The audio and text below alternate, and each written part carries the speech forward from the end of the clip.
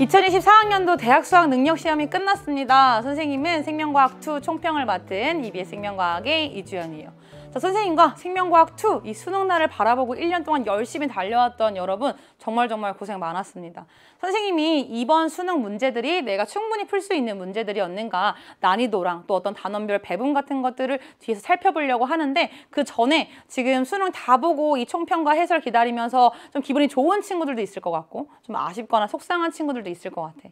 그런데 그 결과 점수랑 상관없이 내가 수능을 향해서 열심히 달려온 그 시간들은 여러분들의 인생에서 정말 중요할 때 발돋움할 수 있는 멋진 이 디딤돌이 될 거다라는 확신을 가지고 조금은 기분 좋게 이 총평을 들었으면 좋겠습니다.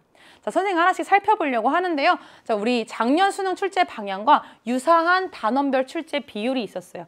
난이도는 뒤에서 설명할 거고, 우선 이 단원별로 어떤 문제들이 출제가 될까 했을 때 이 9월에 조금 차이가 있었어서 변하려나 했었는데, 우리의 예상과 좀 비슷하게 작년 대수능과 주제별로 문항이 거의 동일했습니다. 자, 보면 우리 세포의 특성에서 조금 볼 내용이 있었는데, 원래는 원엑스포랑 진엑스포를 비교하는 문제가 나오는데 이 하나의 세포만 보여줌으로써 세포 소기관의 기능에 대한 문제로 좀 난이도가 쉬워진 문제가 나왔고요. 나머지 문제들은 여러분들이 많이 봤던 자료를 어떻게 변환했는가, 요걸 좀 포커스로 두면 풀 수 있는 문제가 3단원에서 많이 나왔어요. 유전 단원 같은 경우도 이 유전 DNA 복제 과정에서 정말 중요한 힌트를 가지고 문제를 좀 쉽게 만들어줬고, 이 유전자 발현 문제, 이 DNA의 이중가닥의 특성을 가지고 mRNA까지 물어봤는가 안 물어봤는가 차이로 유전 물질로 가기도 하고 유전자 발현으로 가기도 하는데요. 이 5개의 염기로 되어 있는 mRNA-Y까지 물어봤었지.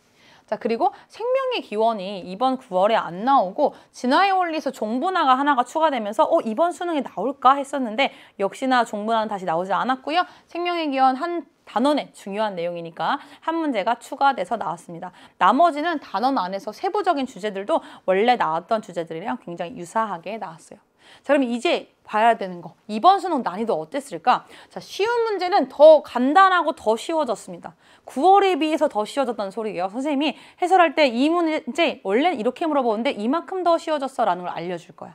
자, 그리고 자료의 표현을요, 연계하는 방식에서 좀 다양하게 활용했습니다. 원래 그림으로 많이 나오던 걸 표로 보여준다던가, 그림 하나를 그림과 표로 나눈다던가, 이런 자료를 좀 다양하게 표현하는 것들이 눈에 띄었고요. 자, 논리적으로 사고를 필요로 하는 문항은 9월에서 그 난이도가 유지된 문항이 있었어.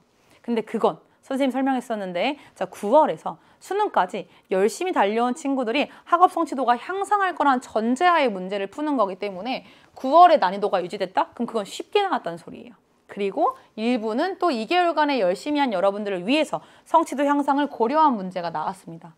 근데 여러분들 충분히 연습했던 문제 수준에서 나왔고요. 이 성취도 향상을 고려해서 난이도를 조금 조절한 문제도 원래는 더 많은 걸 물어봤던 것들을 많이 이 복잡도를 낮춰서 나온 문제들이 많았어요. 그래서 생명과학 열심히 준비했던 친구들은요, 42점이 지금 현재 1등급 컷입니다. 그래서 42점 충분히 넘기지 않았을까라는 생각이 들어요. 자, 우리 이렇게 문제의 난이도를 좀 살펴보고 좀 살펴볼 문제들만 좀 집중해서 보면, 알코올 발효 너무나 당연한 건데 자료를 왔다 갔다 하는 과정에서 실수가 없었는지 영향을 좀 많이 끼쳤고요. 유전자 재조합 기술도 많이 연습했던 건데 이 촘촘한 중에 겹치는 제한유수 절단부가 있는 걸 좀 체크했는지 요거 가지고 또 점수 갈렸을 것 같고, 유전자 발현은 기각하는 문제가 좀 쉬웠다라는 거. 하디바인베르크 법칙을 활용한 문제들은 오히려 이 다 만족하는 집단을 줬기 때문에 좀 수월하게 풀렸을 거다라는 거. 하지만 문제의 중요도만큼은 워낙 높으니까 적어봤고요.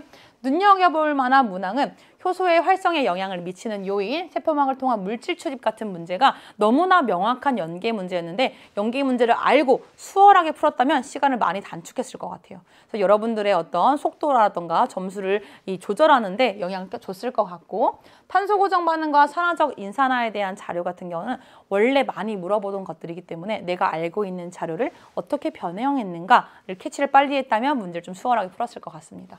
그리고 DNA 복제 문제, 원래 난도가 좀 높은 문제지만 이번에 많이 낮춰서 가해, 선도 가닥의 염기서열을 줬다는 걸 찾은 친구들은요, 수월하게 풀었을 것 같아요. 자, 근데 여러분들 선생님이 실제 느끼는 전체적인 문항의 난이도랑 상관없이 또 수능이라고 하는 긴장감 속에서 풀었기 때문에 조금 더 어렵게 느꼈을 수도 있다고 생각해요. 자, 근데 진짜 하나하나의 문제에 담긴 의미들이 무엇이었는지 또 문제가 어떻게 연계교재랑 연계되었는지도 우리 실제 해설에서 하나하나씩 살펴보도록 할게요. 자, 그럼 우리 해설에서 만나. 안녕!